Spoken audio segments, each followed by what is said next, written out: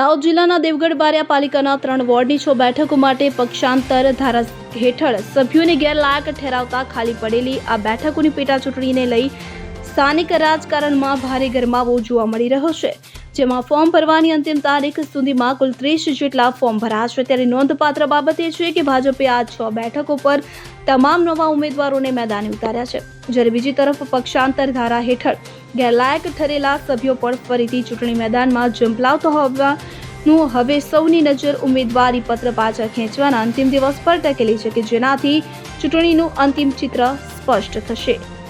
દેવગઢ બારિયા નગરપાલિકા પેટા ચૂંટણી 2026 અન્વયે ટોટલ 3 વોર્ડમાં 6 સીટ ઉપર પેટા ચૂંટણી યોજાઈ રહી છે। આજ રોજ નોમિનેશનનો લાસ્ટ ડે હતો।